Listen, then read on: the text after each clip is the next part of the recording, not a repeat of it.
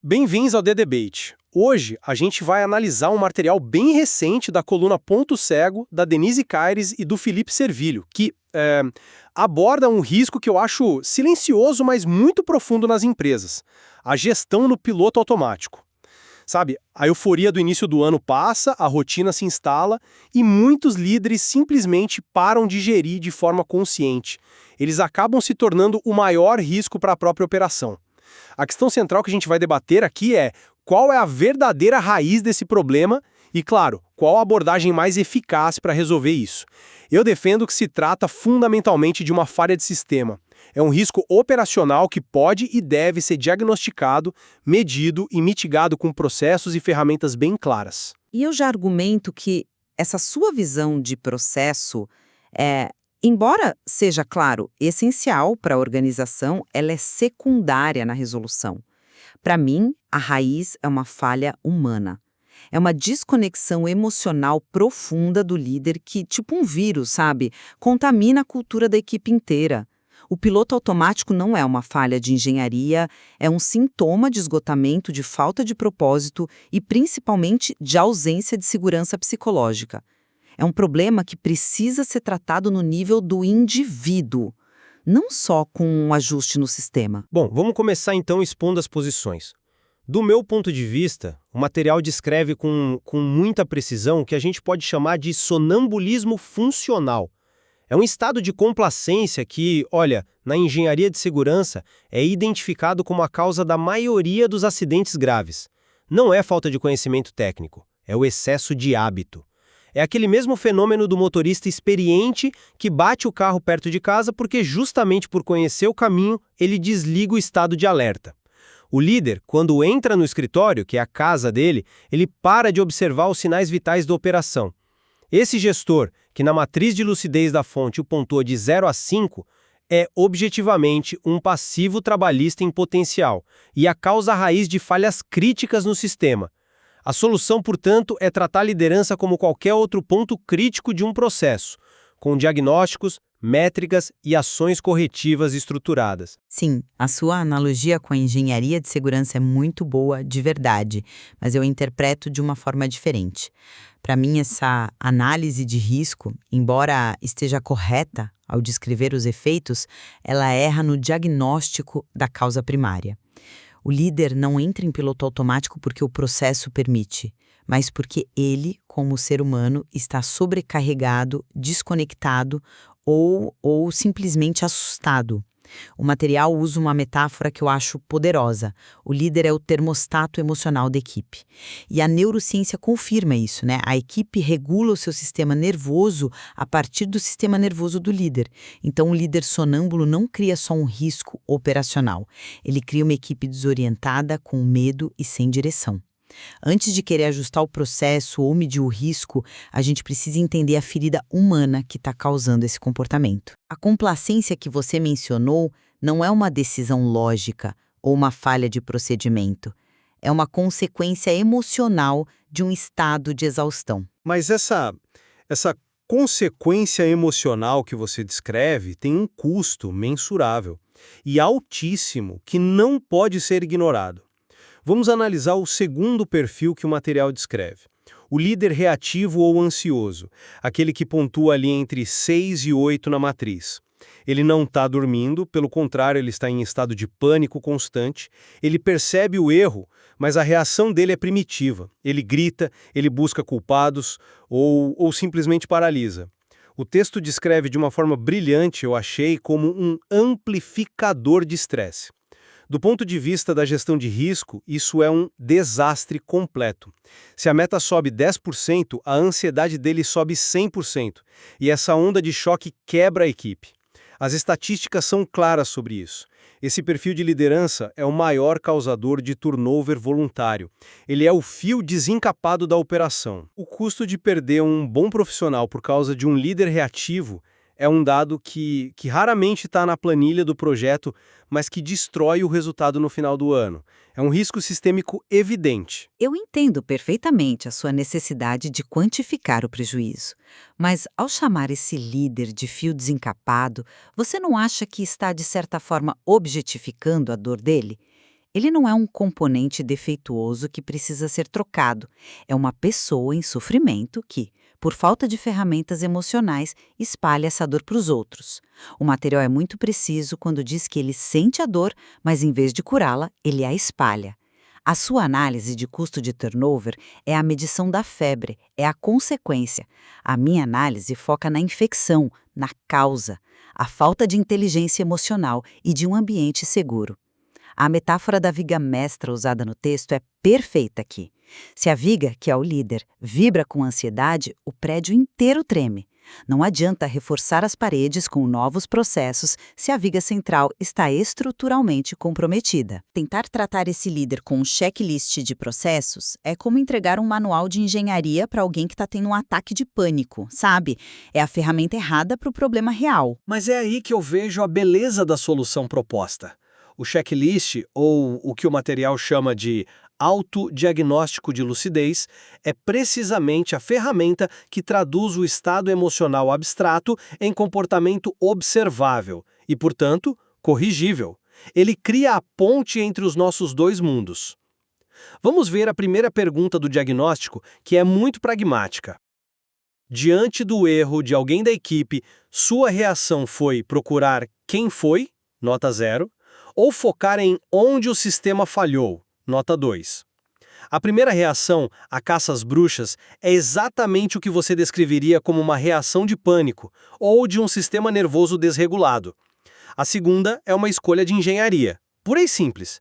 Ela remove a culpa pessoal, despersonaliza o erro e foca em otimizar o processo para prevenir que aconteça de novo. É uma ação estruturada, um procedimento que gera um resultado emocional positivo como consequência. O resultado emocional é uma consequência. E eu digo que é o objetivo. E talvez os dois estejam certos. Essa escolha de engenharia que você menciona é exatamente o que eu chamo de criar segurança psicológica na prática. O resultado mais importante não é só a otimização do processo, mas a mensagem poderosa que o líder envia para a equipe. Neste ambiente, é seguro errar para que a gente possa aprender junto. Isso constrói confiança, pertencimento, vulnerabilidade, que são a base para qualquer tipo de inovação e bem-estar. Então, a sua estrutura de processo é o que permite que o meu cuidado com as pessoas aconteça de forma consistente. O líder que foca no processo porque quer evitar a culpa da culpa está, na prática, criando um ambiente humano mais seguro, mesmo que a linguagem dele seja da engenharia, né? A ação é a mesma, mas a compreensão da finalidade humana é o que a torna verdadeiramente eficaz e transformadora. É um bom ponto. A intenção pode modular o resultado. Vamos analisar outra pergunta do diagnóstico que ilustra bem essa dinâmica. Diante da pressão por resultados, você repassou o estresse para a equipe, gritando ou cobrando de forma agressiva, nota 0, ou atuou como um transformador, filtrando a atenção e organizando as prioridades de forma clara, nota 2. Do meu ponto de vista, a primeira opção descreve uma panela de pressão prestes a explodir. É um gestor que se torna o principal gargalo do sistema, interrompendo a produção e gerando retrabalho. A segunda opção? Bom, a segunda descreve um sistema eficiente. O líder atua como um regulador de fluxo. Ele recebe uma entrada de alta tensão vinda da diretoria e a converte em energia direcionada e utilizável para a equipe. É pura gestão de recursos, onde o recurso mais escasso e valioso é a capacidade de foco do time. E essa sua descrição técnica é perfeita. Esse transformador que você descreve com tanta precisão é, na minha linguagem, um líder que oferece acolhimento. Ele não nega a existência da pressão, da alta tensão, mas ele a organiza de uma forma que a equipe se sinta capaz de lidar com ela em vez de se sentir esmagada. Ele essencialmente absorve o choque para proteger o time. E aqui está o ponto crucial. Isso não é uma função mecânica de um regulador de fluxo, é um ato de profunda empatia e autorregulação emocional. Ele só consegue ser esse transformador para a equipe se, primeiro, ele conseguir gerenciar a si mesmo, a sua própria fiação interna. É por isso que, quando o material recomenda uma intervenção para os líderes nas faixas de risco, ele não sugere um novo treinamento de processos ou trabalhar mais. Ele recomenda uma pausa estratégica. A solução proposta é cuidar da ferida humana para que o sistema que você tanto preza possa finalmente operar com saúde e eficiência. Eu concordo que a pausa é essencial, mas eu a vejo como uma parada para manutenção programada, um pit stop estratégico. O objetivo final é alcançar o estado que o material define como o líder lúcido, aquele que pontua de 9 a 10. Veja, o texto não descreve esse líder como alguém imperfeito ou que nunca erra, mas como alguém que tem consciência do seu impacto e, de forma crucial, usa ferramentas para gerenciar a si mesmo e ao ambiente.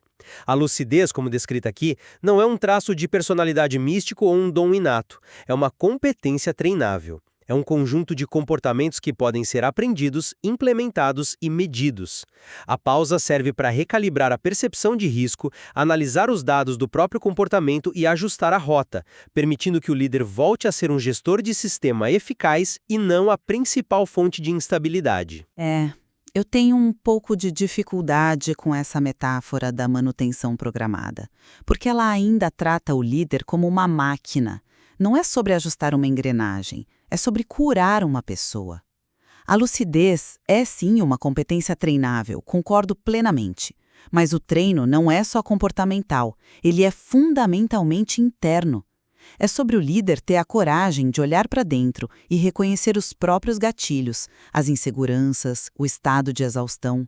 Ele só pode gerenciar o ambiente de forma eficaz quando aprende a gerenciar a si mesmo. O material sugere que o primeiro ato de um líder que quer acordar do piloto automático é reconhecer a necessidade de ajuste. E esse reconhecimento não vem de uma análise de planilha de riscos. É um ato de vulnerabilidade, de humildade. É admitir, eu não estou bem e o meu estado está afetando a minha equipe. Essa é a verdadeira virada de chave. Em resumo, para mim, a abordagem mais eficaz e escalável para lidar com o líder sonâmbulo ou reativo é enquadrá-lo como um risco sistêmico. Utilizando diagnósticos comportamentais claros, como o proposto no material, a gente consegue identificar as falhas no processo de liderança e implementar ações corretivas mensuráveis e objetivas.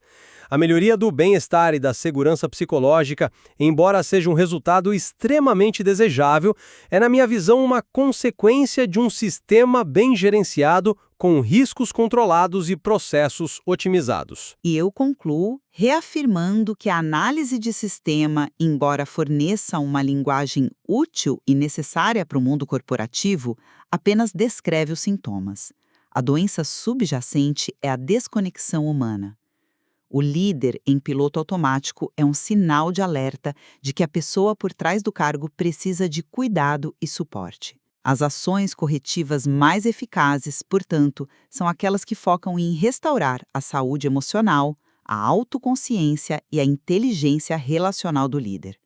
Um sistema otimizado, mas operado por um líder doente, vai continuar a ser, na sua essência, um sistema doente, só que mais eficiente em propagar essa doença. Parece que, no fim, a gente concorda sobre os comportamentos observáveis, os riscos que eles geram e a necessidade urgente de intervenção. A gente diverge, talvez, sobre o ponto de partida. Se começamos ajustando o sistema para proteger o indivíduo ou se curamos o indivíduo para restaurar o sistema. O material de origem, ao oferecer tanto um diagnóstico pragmático quanto uma recomendação de pausa estratégica, de fato parece validar que as duas leituras não são só possíveis, mas complementares. Exatamente. Uma não sobrevive sem a outra. E para os líderes que podem ter se identificado nas faixas de risco enquanto nos ouviram, o mais importante é que a discussão não fique só no campo teórico. A fonte do material oferece uma ferramenta prática.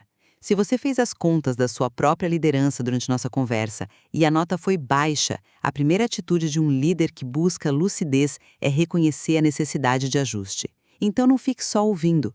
Como a publicação foi feita no mês de conscientização da saúde mental, os autores estão propondo uma ação concreta.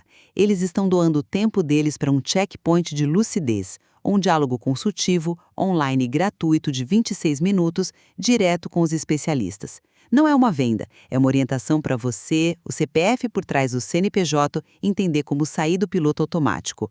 O link está na descrição e as vagas são limitadas. Parar a correria para refletir sobre si mesmo é o primeiro passo para acordar. Lembre-se, sua saúde mental é o ativo mais valioso e de maior ROI que sua empresa possui. Prepare sua empresa. O próximo Pod ACCast Ponto Cego te espera na próxima segunda-feira, 7 da manhã.